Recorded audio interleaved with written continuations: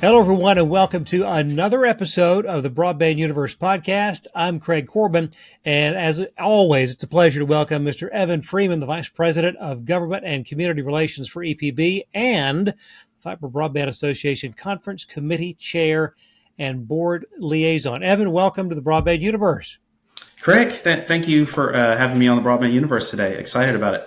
Absolutely. And as always, it's about a year in between visits that we have. And of course, the reason being the chance to do a little preview of an event that I have referred to as sort of the anchor for everyone's calendar every single year. And that's Fiber Connect, Fiber Connect 24 this year in Nashville, back at the Gaylord. And so much excitement about what's going on. And I know that the work that you and the conference committee have done in close work with Richard Williams, the content programming director for the Fiber Broadband Association Conference Committee. A whole lot has gone into preparation for Fiber Connect and a lot that's new. What's been the mindset in preparation for this year's event? Yeah, and I love that the concept that that's the anchor of everybody's calendar, and we want to keep it that way. But the mindset going into this year is just being able to once again create a conference that has great content from everybody from the CEO down, and while also providing relevant information from key stakeholders and government officials throughout the conference. When you talk about key stakeholders, I think that that's something that is so important to people that attend Fiber Connect, knowing that they will have an opportunity to hear from and interact with the people that are really involved in the day-to-day work in this industry. And that's been sort of a hallmark of Fiber Connect over the years. There is so much that has been added to the agenda, many new items that are part of Fiber Connect 24. And it really kicks off with the fact that your pre-conference workshops are now included in all of the full conference registrations. Talk about the perception, the mindset that went into making that decision. Yeah, I think it's important. Our pre-conference workshops have been getting more and more popular over the years. So a lot of feedback from last year was a lot of attendees wanted access to the pre-conference workshop, and we just really felt like it's an opportunity to get folks there. So not having a separate registration for that, but just including that this year.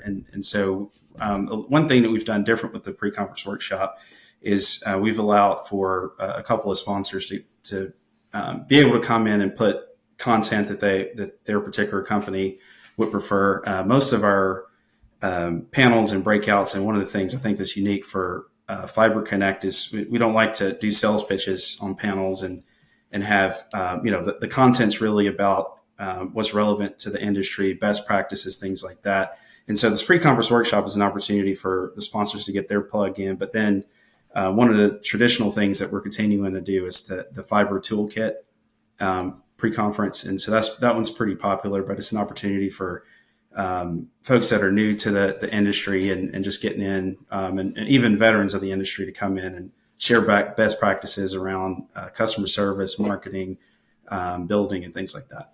That is something that I have heard so many times in conversations with attendees in years past that really makes a difference, because it is truly a learning opportunity for so many people at a time where there's a great need for passing along best practices from across the board.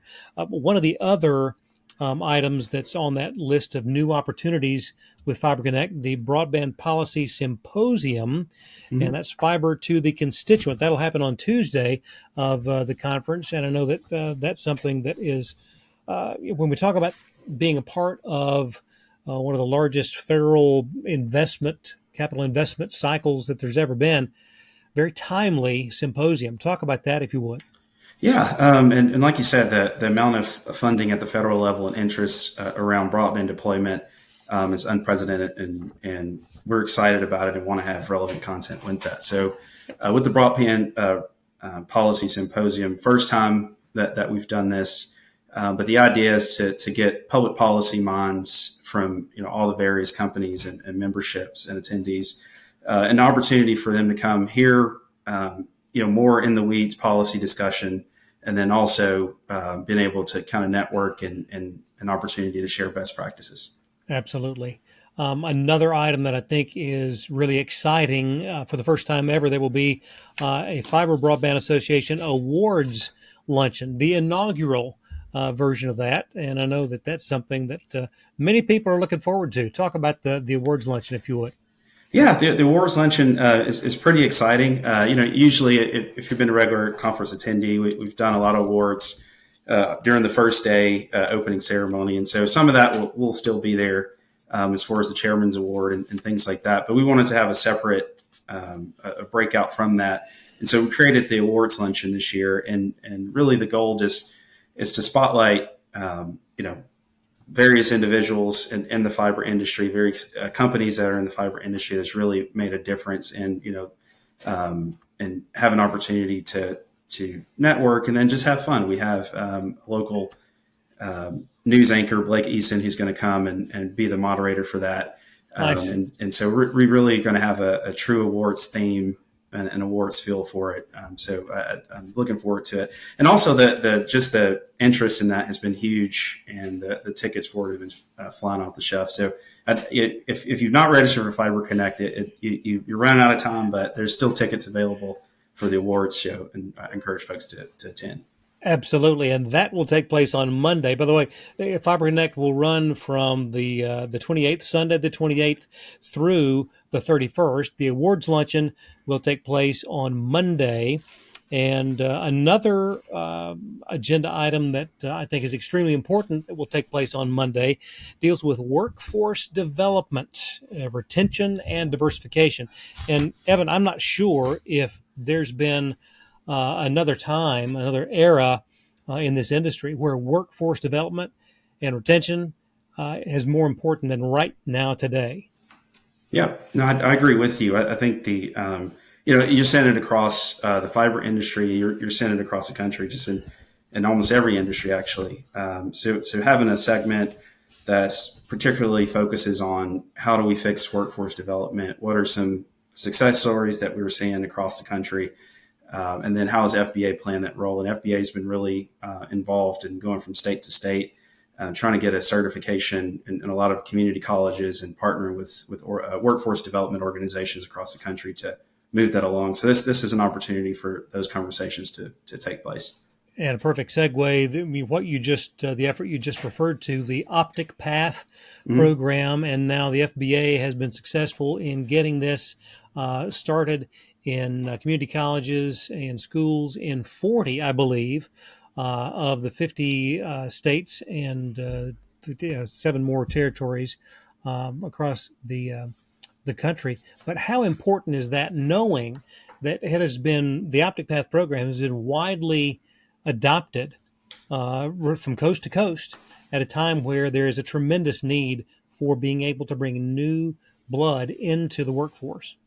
Yeah, it's tremendously important, and I think the success and the adoption throughout many states shows the need for it, and just the emphasis on how do we train up a workforce, and particularly with the funding that is coming from the federal level, with the deployment, there's just a tremendous need and shortage of workforce in this industry, and so this is just a great opportunity to train those folks.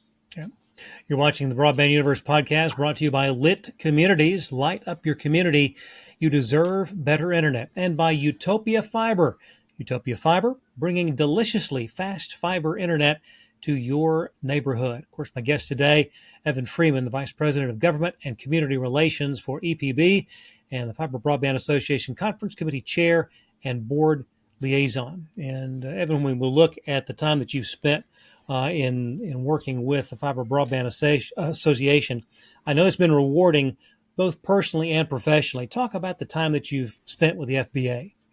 Yeah, so ever since I've been involved with FBA, I've just been impressed with Gary Bolton, who leads the organization, and all the staff, just the passion that they have to advance fiber forward. And just from personal experience, just been a great learning experience, building a lot of great relationships from it. And then from EPB's perspective, we find value in FBA just from the opportunities that it present to network with others in the industry, and really the great push that FBA's and emphasis that FBA's put on public policy and just being the leader and thought tank in as far as fiber deployment goes. Absolutely. And you look at the fact we're talking about Fiber Connect as the primary event for the Fiber Broadband Association, but it is not in any way, shape, or form the only event. When you look at the calendar, it's grown so much. Many regional events now across the country put on by the FBA. And that, too, I'm sure, has been able to yield positive results for the membership. Talk about that, if you would. Yeah, and the regional events this year, we've had several. Earlier this year, we've been in Richmond. We were in Deer Valley and Little Rock before Deer Valley, and then we have Des Moines, Iowa coming up, Right. Calgary, Canada, as well as Albuquerque, New Mexico. But the regional events that we've had early this year, they've all sold out, exceeded attendance expectation, and it just shows the big interest and the need for the conversations that we're having at these regional events. And so I think they've been very successful. We've had great participation from state government officials, state broadband offices have all participated and really have given great content. And from that, we've been able to develop, add content to Fiber Connect that we got from that. And one of those is around permitting. That's a huge issue that we've been hearing everywhere we go. And it's been interesting. Different states are dealing with it in different ways, but to be able to have a federal focus to talk on permitting is going to be great. That's a great point that you make, and I'm always interested to know what you and the others that are involved in putting on these events, from the standpoint of feedback from those who attend. Is there anything else that stands out that you have gotten as way of conversations with folks attending both the regionals and Fiber Connect proper over the last couple of years? Yeah, I think the feedback one is everybody is really pleased with the content that they're getting. As we're talking about whether it's permitting, you're talking about BEAD funding, you're talking about the things that are coming once you have fiber. What are some opportunities to advance your community? I think having those relevant conversations where, in the regionals, you can do it on a granular level.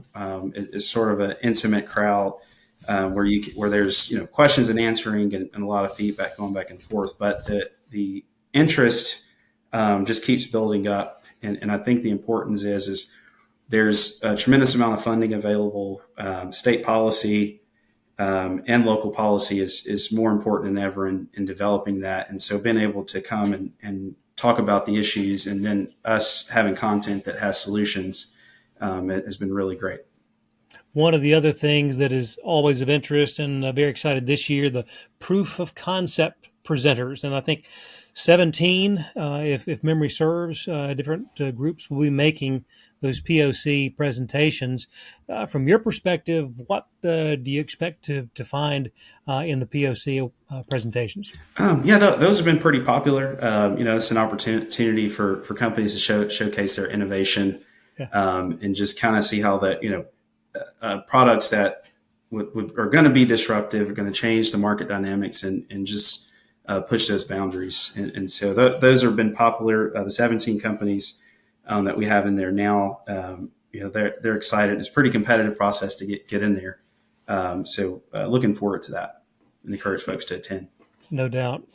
What is the best part of Fiber Connect to you personally? I know that you're extremely busy and all year round in the preparation for it, but when it comes to those 4 days, what's the best part of Fiber Connect?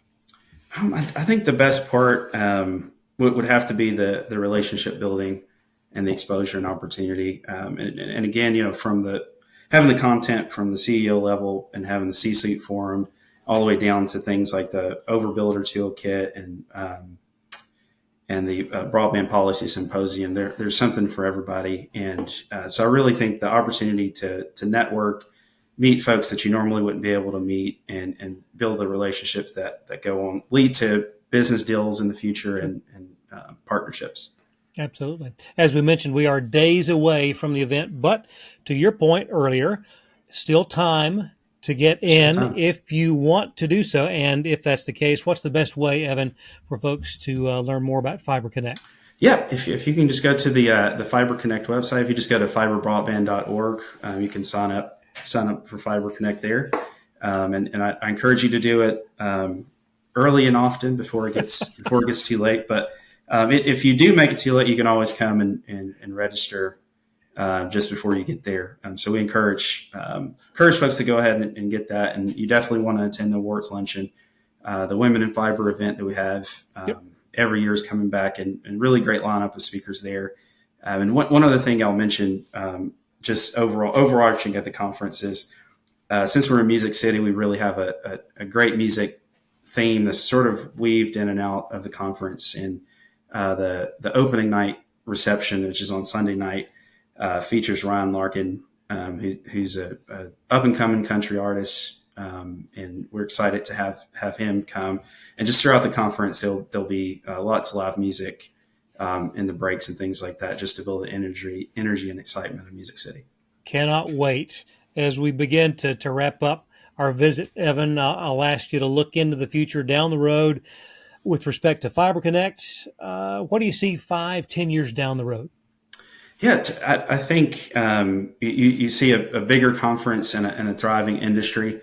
I think now we've talked about the funding that's coming down. I think that leads to a lot of effective build outs that are going to happen over the years. But then that's going to turn into once the community has fiber, what does that mean? What does that mean for ag tech, AI, quantum, which is something we're doing at EPP using fiber.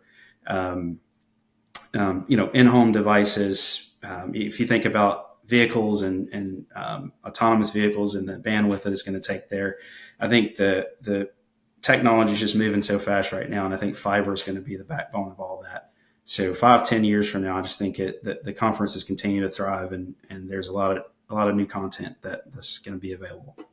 Well, we very much appreciate the work that you and the committee do year round in preparation for Fiber Connect, because the payoff for everybody that's there is huge. And we just wanted to thank you for an opportunity to take a little preview of this year's event. Look forward to seeing you in Nashville in just a couple of days. Yeah, and Craig, thanks for having me on the Broadband Universe, and see you soon. Absolutely. On behalf of Evan, I'm Craig. Thanks for letting us be a part of your day. We'll see you next time right here on the Broadband Universe. So long, everyone.